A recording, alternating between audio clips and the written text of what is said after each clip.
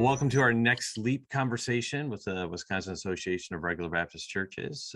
We have several pastors joining us here today, and we have our state shepherd, Steve Schultz, again joining us. So grateful for that. One of our participants, one of our pastors, is going to be off screen and just kind of listening in. He may chime in once in a while here, but he's getting over some sickness, and so he's going to be listening in, and but he's always welcome to contribute whenever he feels like he can. So grateful that everyone's here. Steve Svensson's with us for the first time. Thank you. Thanks for joining us. You're up. Where are you pastoring, Steve? Can you tell us real quickly? Rice Lake, Wisconsin. Rice Lake. All right. And how long have you been there? Coming up on 34 years. Okay, so just kind of getting started. Yep. So that's good. 34 years. That's awesome. That's great. So you started pastoring when you were 10, it looks like. Oh, I was 12. Oh, 12. Okay. All right. 12 years old. Okay, good. All right. Awesome. So, man, that's great. 34 years. That's wonderful. Bill's been at Meadowood for 22 years now. Is that right? 22 years. All right. That's awesome. That's good. And Steve Schultz, remind us, how long were you pastoring in Kiel?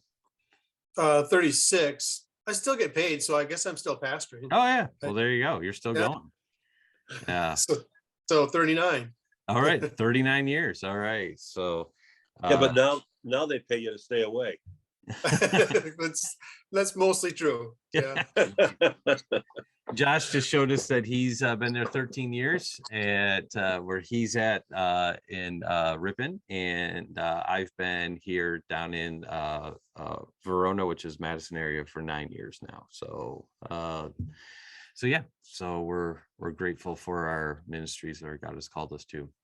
For our conversation today, it's talking about time. And so this is probably a good question for some of you, for all of us. We've been here, I'm the only one that's been at the church less than 10 years, but I'm pretty close to it.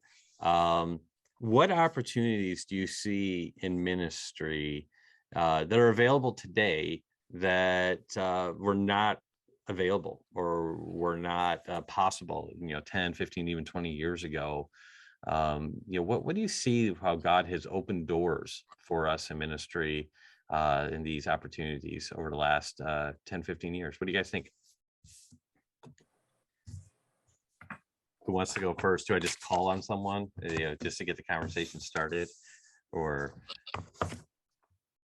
Well, the obvious answer is the whole social media contact and having so many people aware of your church through visiting your website and viewing services either online or however you make them available. But that's something that's changed, and I know that's something I could have done better. Probably our church in Kiel probably could still do better at making use of that, but that's certainly an area that's changed. Yeah, out of curiosity, how many churches still have ad in the yellow pages? Does anyone? Not here. Yeah, we don't. Steve Svensson, do you guys advertise in yellow pages or anything? Honestly, it's been a while since I've looked at a phone book, but if we do, it's the freebie. Right.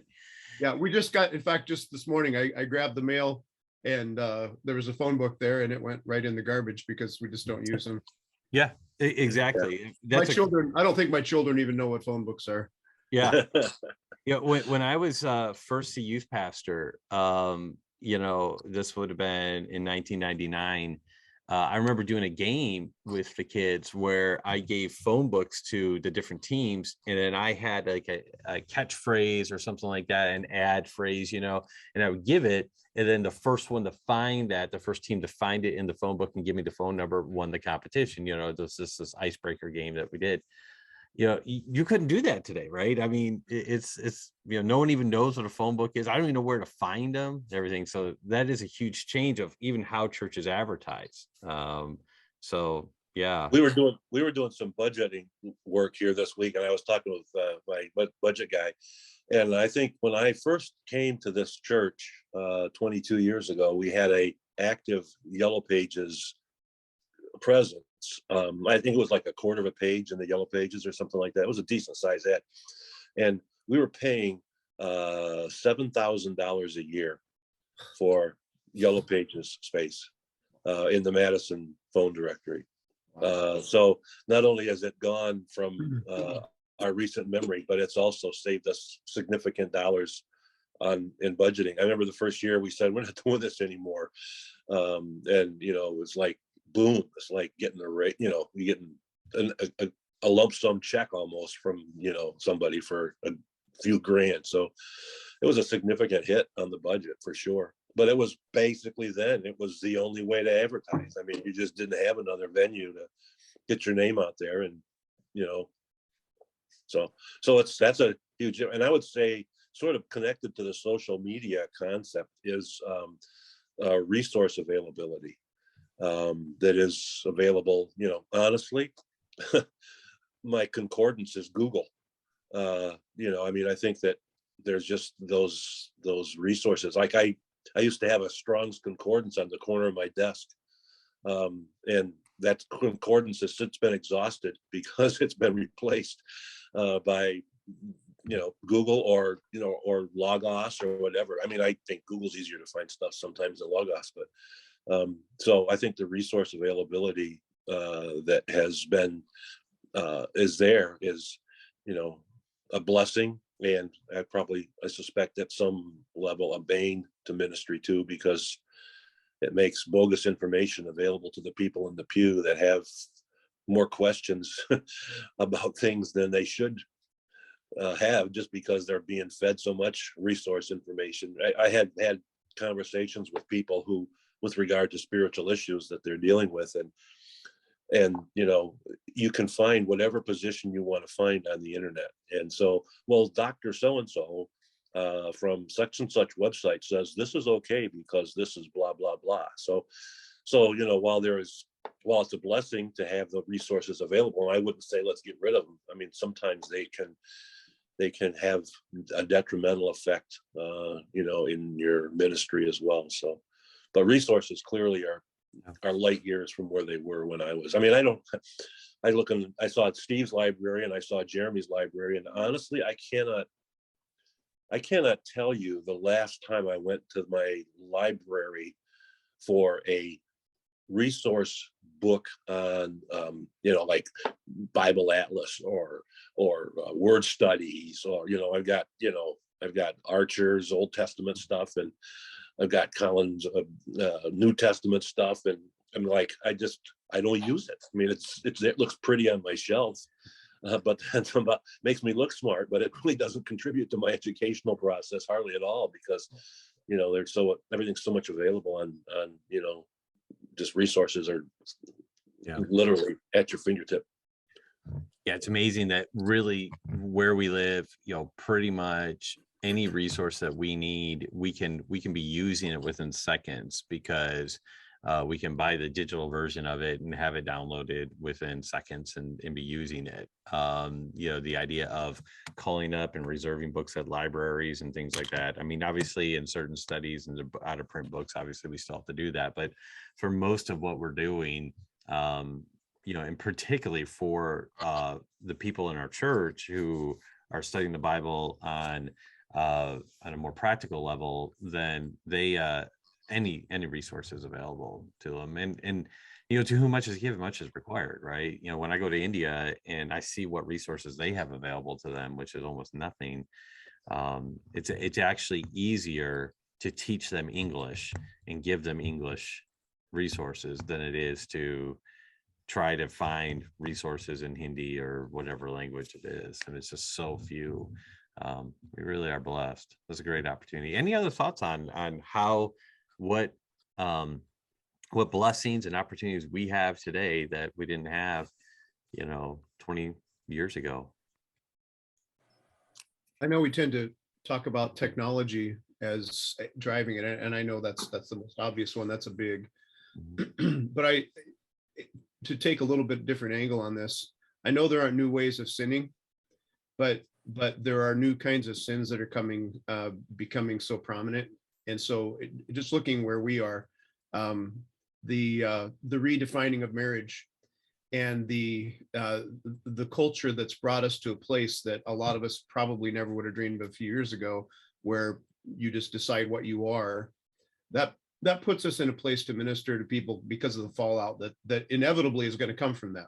We're not seeing a ton of that, other than our teenagers are talking about what they're dealing with in public schools right now, and the taboo things. And so teaching teenagers to honor somebody who's created in the image of God, who thinks they're a boy when they're a girl, or vice versa, that's a ministry opportunity that I just never thought I would face.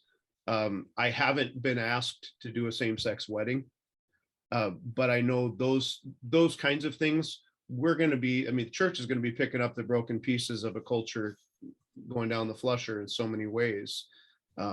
Something we have noticed, though, is because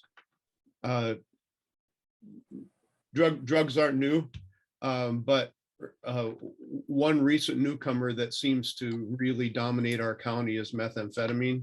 Mm-hmm. And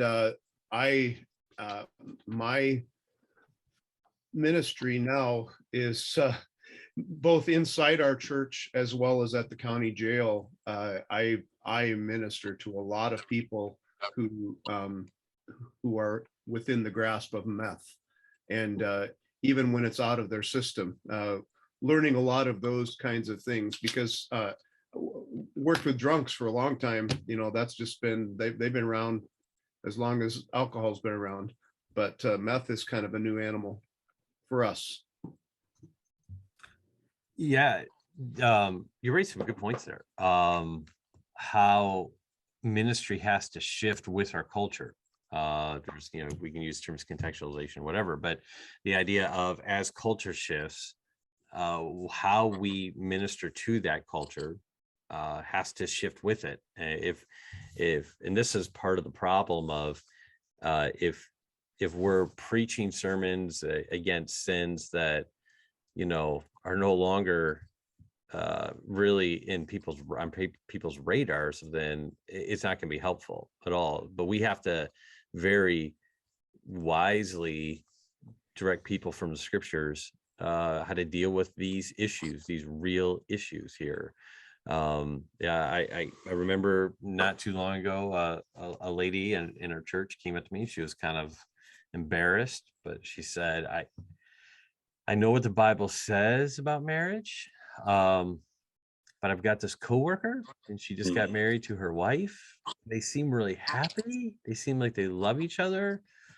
I'm really confused, because in her mind, I think before it had been taught like this was like these really evil people and they're terrible. And, these are the ones that do this, and, they're easy to spot. Like they got the horns and the pitchfork, but when they're really nice and, how do you deal with it? Well, it doesn't really matter. I mean, the scriptures are still the same about it, right? But I think that's the type of thing that as pastors we're dealing with more and more. I would venture to say 34 years ago, you weren't dealing with meth in Rice Lake, right? But now you are. So these are great opportunities. It's good. Any other thoughts on this? I really appreciate your input on this question here. Any other opportunities that you see today that may not have been present 5, 10, 15 years ago? Anything else before we move on to another question? I think there's probably a greater willingness, at least, let me say this the right way. I think there's a greater level of acceptance for teaching biblical truth that is based on biblical truth, as opposed to traditional truth. I think that there's we live in a very questioning world. And as you just mentioned, with regard to an individual who said, I know what the Bible says, but I've had that exact same conversation in almost the exact same words with almost the exact same subject, Right. with individuals. And so I think we are the beneficiaries and the losers in this, because we benefit from people we should have questioning minds from the standpoint that searching the scriptures daily to see whether those things are true. I think our theology needs to be in a growth stage always. I think we have to have the willingness to look at situations and look at biblical truth and measure those things against biblical truth as opposed to traditional truth. Not that there's no value in tradition, because I think there is some value in tradition, but I think there's a greater willingness in at least my circle of Christian connections to look at things. Maybe the right way to say it is biblically rather than traditionally. The days of God said it, I believe it, that settles it, are over. I mean, that ship has sailed, because if you walk through life with that kind of a mantra, it may be true in a sense, but if you walk through your life with that mantra and having exposure to the culture, you're dead in the water, because they want to. There needs to be a greater intellectual engagement with our faith, and I think that there is the ability to do that more readily now than there used to be, because people are more interested in intellectual conversation about faith than they are about just rote answers that their grandpa taught them. And I think that it can be dangerous, but it's a good thing, because if we have to be prepared to give those answers and to help people discover those truths that are based on biblical facts rather than traditional values. There's nothing wrong, again, with the traditional values per se, as long as they're biblically based. And so I think a questioning culture helps us be more refined in the way we approach our ministry, and be more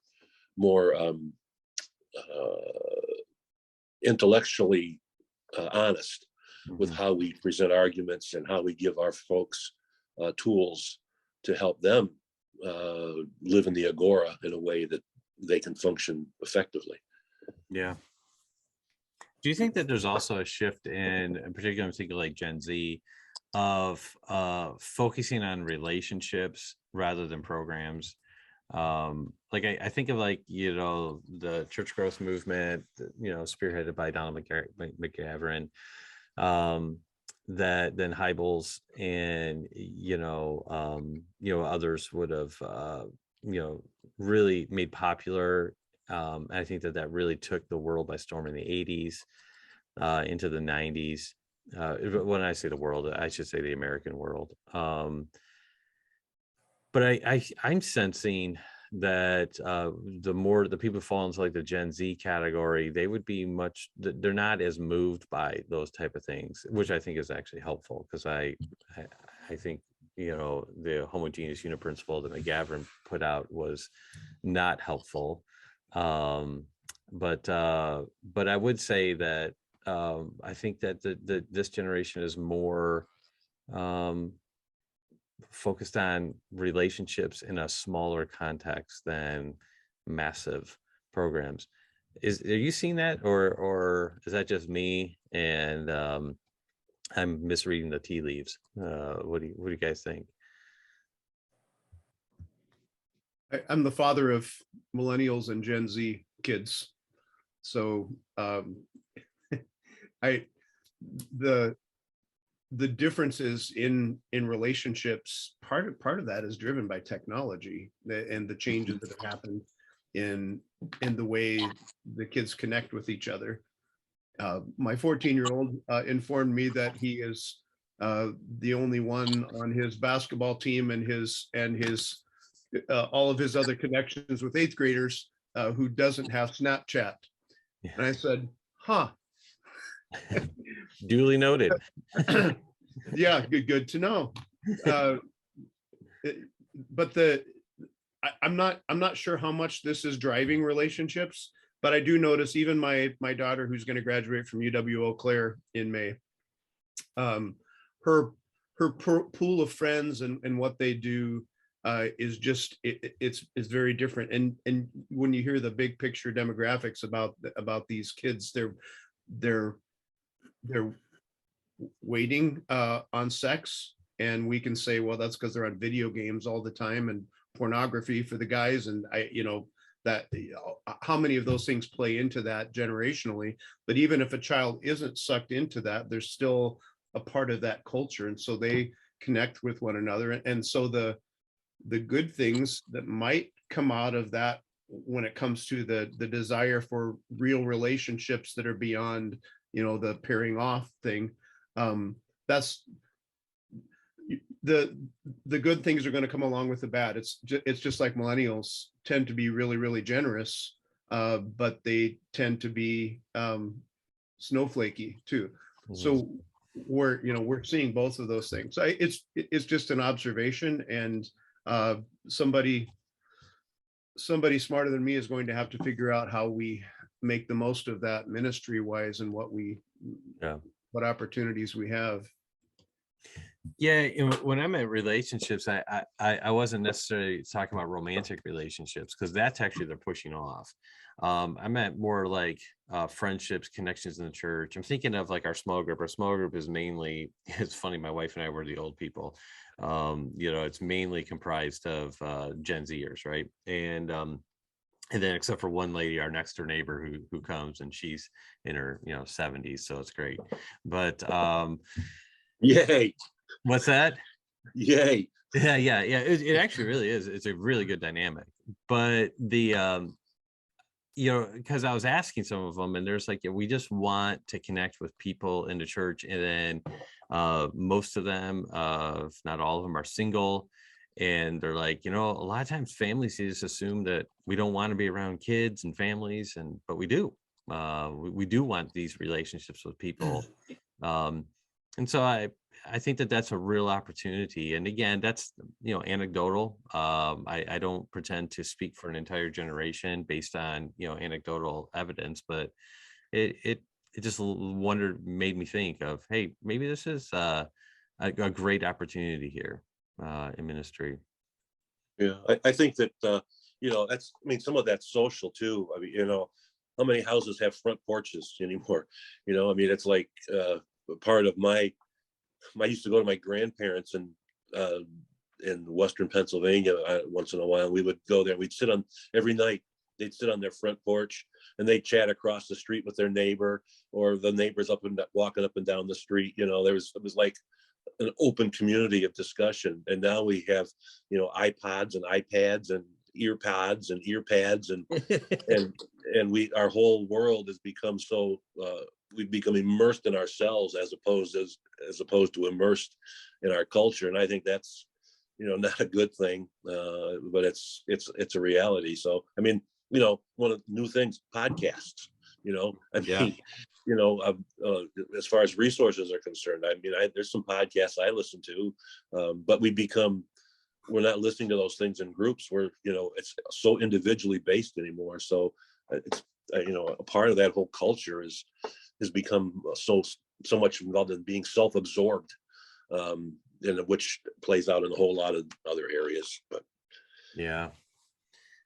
Well, that may lead into the second question pretty well here in terms of, I worked at a retirement community for a few years, several years ago. And the CEO of the company, I remember he said, the number one disease the seniors struggle with is loneliness. And, so that was like the driving thing about in that corporation, that business, like, hey, seniors dealing with loneliness, and let's serve them in that way. I don't think that's limited to so I guess my question is twofold. Number one, how do you minister to people in terms of loneliness, in terms of because I think that's a pretty universal thing across ages. I can just think of conversations I've had in the last week with people in my church on all different ages, and this comes up. Okay. Even one 19-year-old, just yesterday we had a conversation about that. So loneliness would be that. So how do we minister to that? But then as pastors and leaders, we're not immune to that either. In fact, if you know the Lifeway research that I posted about not too long ago talks about friendships and things like that. So how do you combat that? So how do you minister on a professional level in a church way, but then how do you work towards overcoming loneliness on a personal level, or maybe like, I never started with that. I don't know. So, you know, what do you think on a professional level and personal level? We probably could use Porto on this discussion because I think a lot of that leads to depression. It's either contributing to it or symptomatic of it, and I think that that's a much bigger issue in our culture than we have ever had before. I mean, again, most of my observation is just anecdotal, as you mentioned, but I think that we are so incredibly sensitive to everything that everybody says that we surround ourselves to the extreme with. We try to with people who think like us, which the circle, the more issues there are to deal with, that circle gets smaller and smaller and smaller. And I think one of the things that this is an old answer and it may be trite, but I think one of the things that when I've had these discussions, I've tried to encourage people to understand the impact that theology proper, a healthy theology proper, has on your sense of loneliness. That God is your best friend, and that Jesus is present in your life, and that the Holy Spirit's role in your life is to bring you comfort and to bring you hope and to bring you direction for your life. And I understand the concept of loneliness. I think, but we have to help people. Everybody's going to have experienced that. It's not like it's some kind of a, well, that's only for these other. I think everybody goes through those windows of just that sense of loneliness, and you can be lonely in a room full of people. Oh yeah, literally. And I think that when we have proper theology proper is an amazing concept to help people understand their value, their significance in their place in God's world. And when I was in seminary, one of the books that we used for one of our classes, pastoral theology classes, was the Search for Significance. And such a huge issue in people's lives. We all want to have a significant place, and when we don't, we feel we are just so lonely. We feel like we're just like the only person on the planet, and it impacts us. I think it's a mental health issue to a huge degree, and I think people struggle with that a lot. A lot more people struggle with that than let on. What was it, 2 days ago or yesterday, that former Miss America was jumped to her death from a 12-story building or something like that. Successful in every level, friends all over the place who said she was just such a happy-go-lucky person and all this, and yet the loneliness that she felt inside. So it's a significant issue, and I think that for the Christian, a proper understanding of who God is and what Jesus has done for you and how the Holy Spirit's work in your life is to bring you comfort and direction and all those things, is a powerful tool and a teaching ministry to try to help people come to grips with. Yeah, it is. Your statement that you can be lonely in a room full of people is so true. It is. And I appreciate your Trinitarian answer there of, theology proper, and, God's your best friend. Jesus is, with you, he's present, and the Holy Spirit is there to bring comfort. I do think we need to be more Trinitarian in our thought process of how God interacts with his creation. So that was helpful. I appreciate that. One of the Steves, how how would you answer those questions personally or corporately as a ministry dealing with loneliness? I'll just say my basic nature. I say to my family, I normally don't say it too much in public, but when I'm by myself, I'm with my best friend. I don't really struggle too much with loneliness. I enjoy being alone. I'll say another, probably, when I talk about being alone, I'm rarely alone. Usually my wife is not far away. Right. And I think that's got to be a key factor. It's just, it's hard for me to imagine being lonely when when my genuine, other than, and I appreciate what Bill said, because I think that's foundational. If you don't have a meaningful relationship with God, I understand, well, you should be lonely. But I've got a good God. I'm very happily married, and I have a close group of friends at church, and we meet a lot at church, and there's just a closeness. And we're a small church, so we don't have a room full of people, and it is hard to hide at our church. You will get attention, I believe. So that's a healthy church. Larger churches, you've got the small groups, which are, I think, essential. Mhm. So those are important in my life. And then kind of back, connecting the first question with this one, just a simple text. I try to send occasional texts to people I'm not really close to, but just let them know I'm thinking about them. And if I'm aware of an issue they're dealing with or something has changed in their life, I'll ask about it. And then I also receive texts from people who just want to check up on me. And it's so simple and so fast and convenient. And yet it's just reassuring.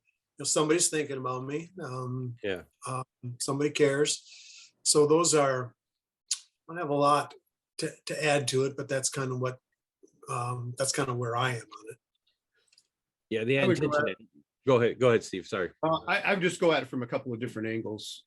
One of them was when we hear somebody has a problem, like they're lonely, they're depressed, we tend to say, well, what can we do? And I think that's a good thing corporately, our small group, whatever it is, how do we reach out to this person? And so during the whole COVID thing, I spent a lot of time on the phone checking up on people, particularly some of our older people. So the church's responsibility in dealing with this is not to be discounted. But if somebody comes and says, Pastor, I am just lonely, it's the first question I ask in a situation like that is, what have you done about it? In other words, there's a responsibility we take, and loneliness, if that comes out of silence and solitude, that's actually a Christian discipline. The idea of learning to be alone and stewarding that solitude time. So when I think about people in our church who, at least as an outsider, I would classify as lonely, I do, from a pastoral perspective, I look around and see, are they coming to church? Is their attendance falling off? Are they connected with a small group? But when I'm dealing with them personally, I think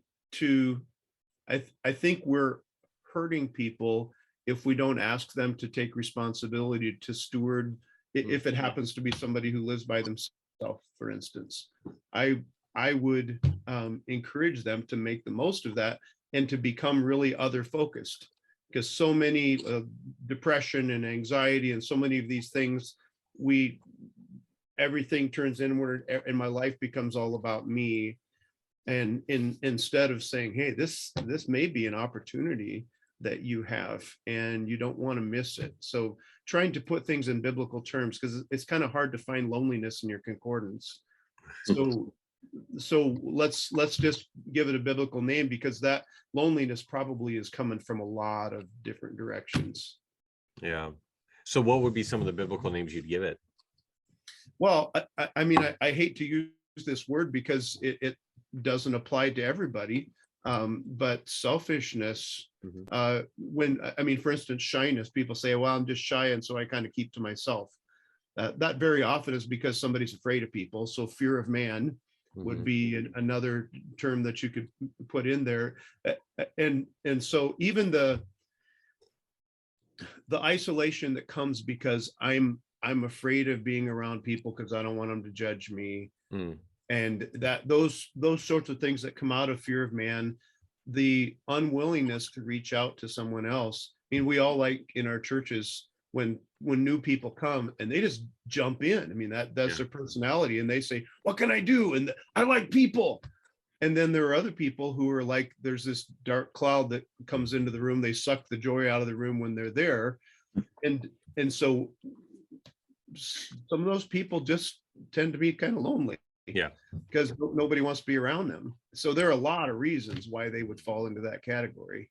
Yeah. But I mean, the blessing of having small group ministry in a church is, so even in a small church, it's such a gift, because they're getting those connections, and then somebody is reaching out to them and finding a way to connect with them during the week. And that, I mean, as a pastor, that helps me when I think some of our single gals who through the years of just, I don't feel like I fit in anywhere. And there are a lot of people who fall into self-pity, and it doesn't mean the church doesn't have a responsibility to them, but boy, it is so helpful to have people who are willing to call them on their stuff when they're sinning. Yeah, and this is the the Timothy model, right? Older women, with younger women, older men with younger men. That is often, it's not limited to small group ministry, but that is often a very good space for that type of biblical example to be fleshed out in. So that's good. One other question here, more of a leadership question. And part of this kind of deals with, even in, we could make application to our previous two questions if we wanted to, but what's the difference between a group and a team? Because we all have ministries where we're overseeing people and trying to lead them. I think understanding the difference between the two could be helpful. And, so let's just have a quick discussion on that difference between a group and a team. How do you see the difference? Groups don't win Super Bowls, teams do. That's a good I mean, practical way of putting it. I mean, groups are a bunch of people with their own ideas. Teams are bunches of people with a common purpose, and it probably would be a great substitute name for koinonia. Fellowship around a common goal. I mean, that if you do that little, I mean, the word search on koinonia, Yep, is based on not just a group of people together, but it's a group of people with a common goal, working together to achieve a common goal. And so, I mean, that's a pretty simplistic explanation, but I think that's probably the difference, at least in my mind. There may be others, but that sort of sticks out in my head. Yeah, I agree. And a group can have leaders emerge, and you have, well, stated goal. I mean, that's what leaders do. And I'm not sure that groups are bad when there isn't necessarily leadership or a stated group. It kind of depends on what you're after. But in any group, eventually, if it's going to last and serve any good purpose, somebody's going to say, hey, why don't we do this? And guess what? You have a leadership and a stated goal. yep, yeah, I agree with you that groups necessarily aren't bad. It's it is what it is, right? We're all part of groups at times, and that's fine. As pastors and leaders in the church, I would think that we would be focused more on having a team mentality than a group mentality. I think we all would agree on that. So the common purpose, common goal, Yeah, that's excellent. Steve Schultz, would you add anything to that? I have a question, but Yeah. just be in our we seek to lead in our churches, and we're congregationally governed, and so we sometimes get groups of people who aren't working toward a common goal, and what do you do about that? Because I mean, they're like you can't just eliminate people who aren't headed in the same direction, at least not the way we are constitutionally organized.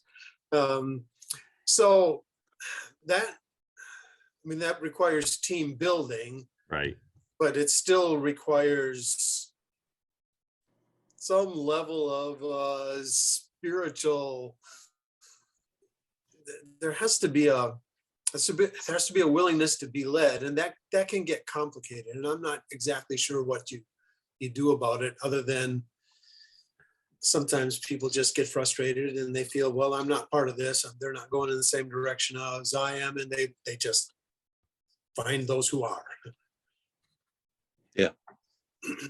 Yeah, that was going to be actually the follow-up question was, how do you move people from group to team?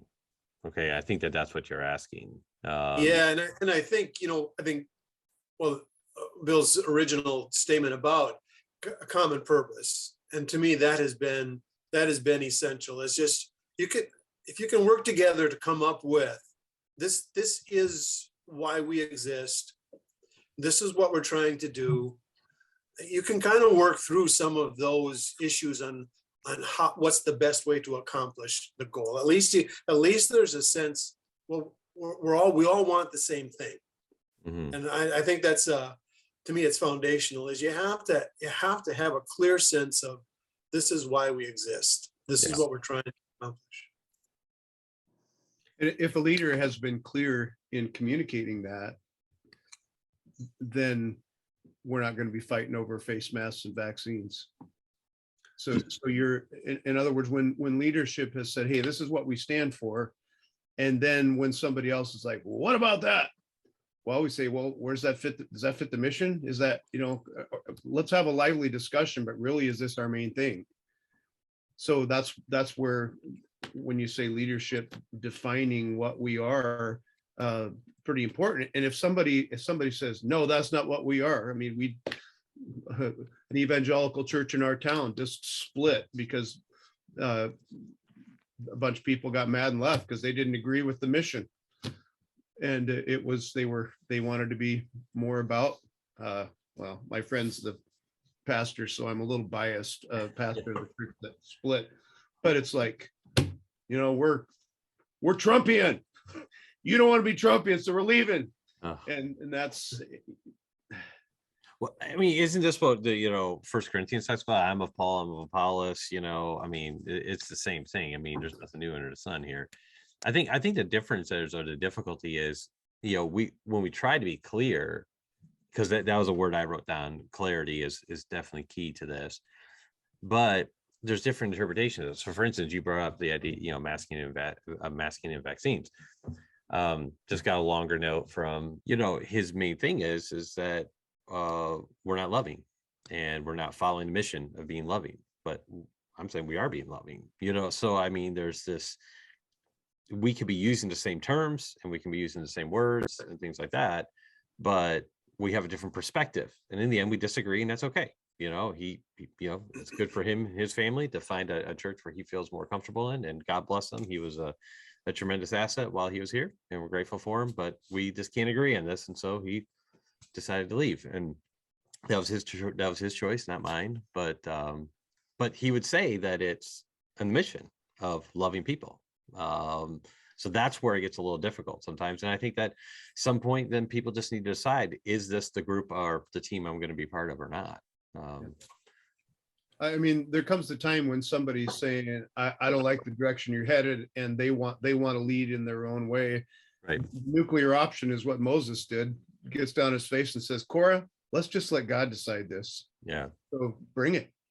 Yeah. And that doesn't always end well.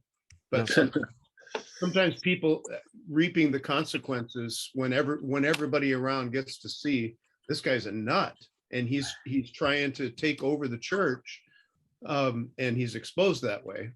Yeah. And just for clarity, because this is recorded, he wasn't the illustration I gave, he wasn't trying to take over the church. So I just want to make sure that your subsequent statement is not tied to my example. Okay. So just want to be very clear on that. But yeah. The other word that I thought of more than clarity with this is moving people from group to team is accountability.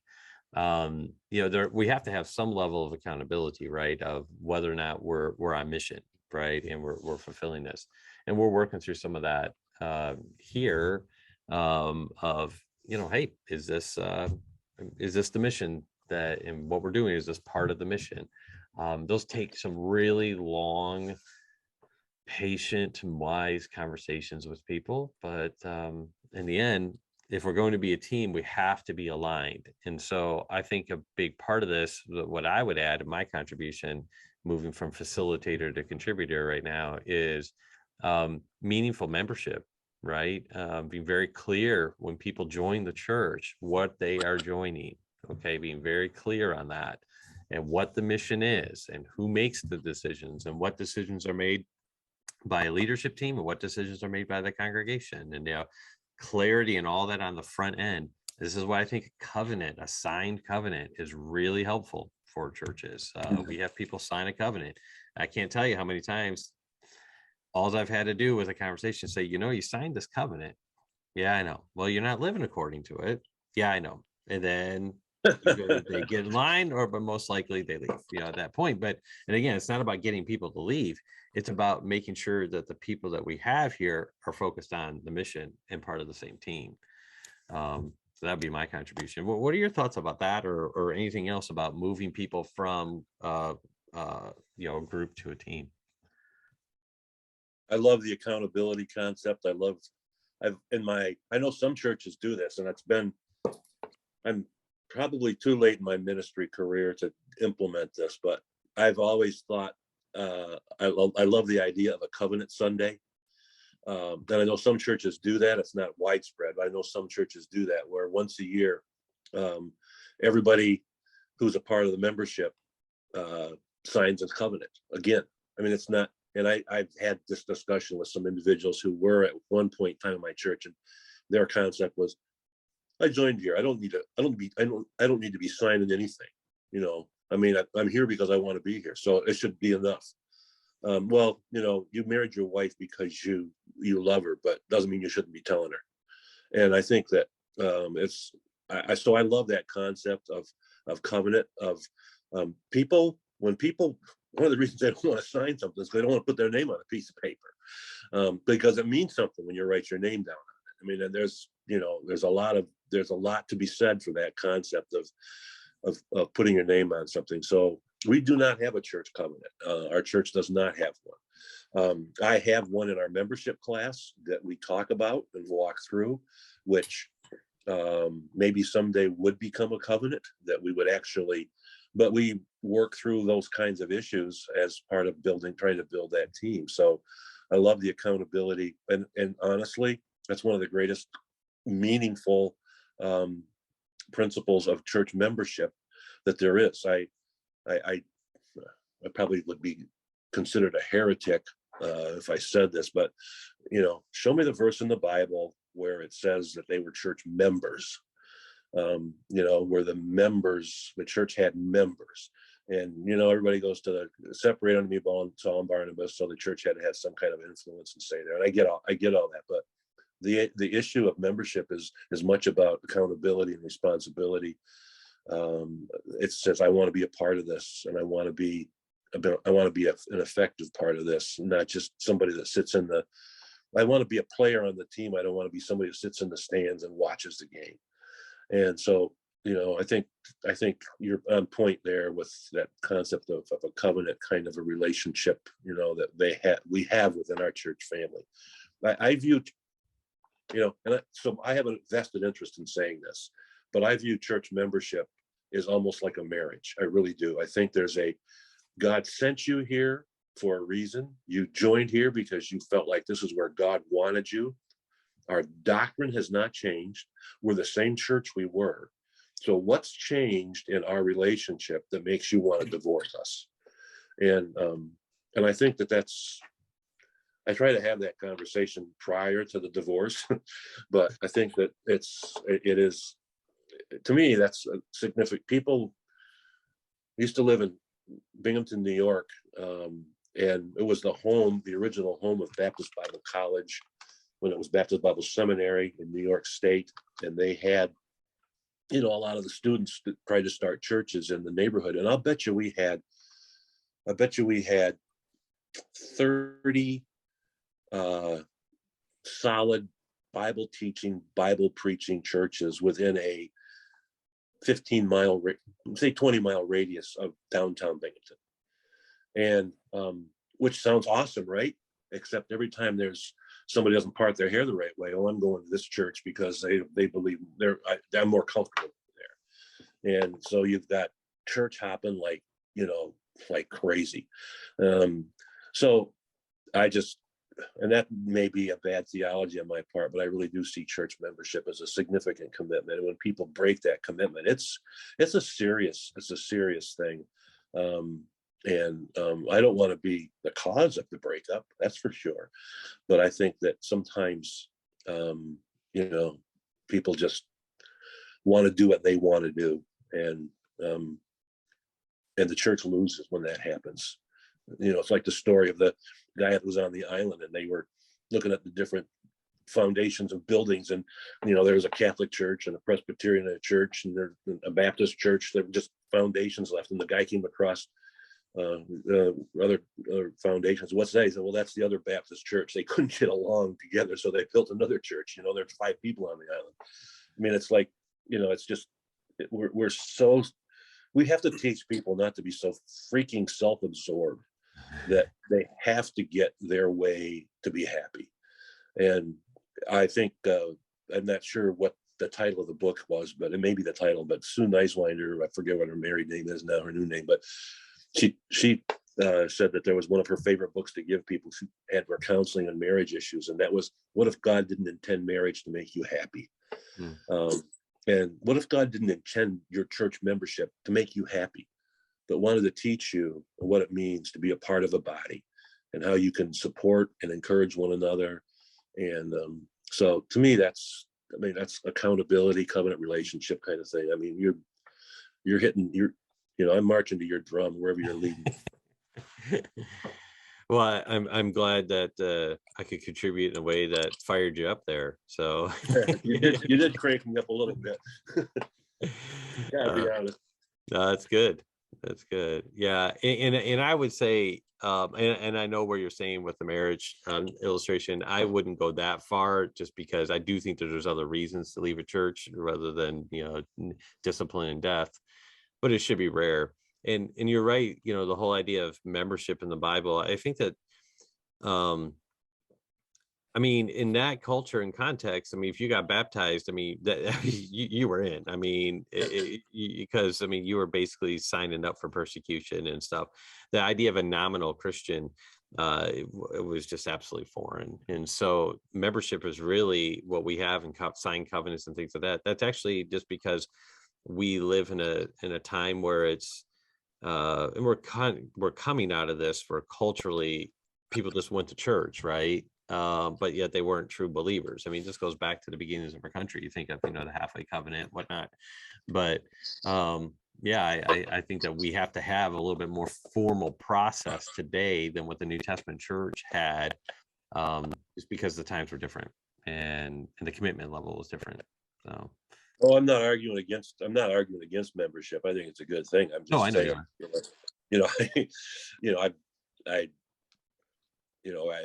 I get frustrated sometimes having the discussion when people say, well, the Bible teaches church membership. Well, you can draw an inference, but I don't see a verse, chapter and verse, please. That's all. Yeah, I mean, it's definitely, an inference there. Peter Masters has a nice little booklet on that. Of course, John Lehman and, endeavors. You know, that's kind of their jam right now is the whole ecclesiology, which they've really helped with ecclesiology. But yeah, I think, I think it's a good deal. I know you do too. I didn't take your comments as against church membership at all. But any other thoughts before we wrap this up? We're coming up against the clock here, but I'd love for any more last minute thoughts or responses to things you've heard or contribution to the question. I like Steve's fan. Schultz's Yeah. fan. I think Yeah. it's a nice fan. Yeah, it's a nice fan. Thank you. Nice fan. All right. So what are the It can be part logos of my- behind you, Steve Svensson? What are the logo? You got crest or something behind you there? What are those? Oh, okay. Yes. I'm a police chaplain at Rice Lake. So this is what our officers wear. So that's the shield for Rice Lake. And one of our other chaplains wrote to my hometown, Harlan, Iowa police department, said, "Hey, could you send us one of those?" That's kind of they trade stuff. So he gave that to me for Christmas, my hometown Harlan Cyclones police department. So Very cool. Very cool. Awesome. Well, I've really enjoyed this conversation, and hopefully it's a help. And thanks for participating, giving your time. I know time is valuable, so really appreciate that. Let me also encourage you that one of the reasons why we do this is to see each other's faces, hear each other's voices, and then it causes us to think about each other more. So before we move on to the next thing, spend a minute and pray for the other guys on this call, okay? And it doesn't have to be long, but I think if we're all just in the habit of praying for each other, that's really, really important for us to be doing as fellow pastors and brothers in Christ. So thanks for your time, and take a minute before you move on to the next agenda item to pray for one another.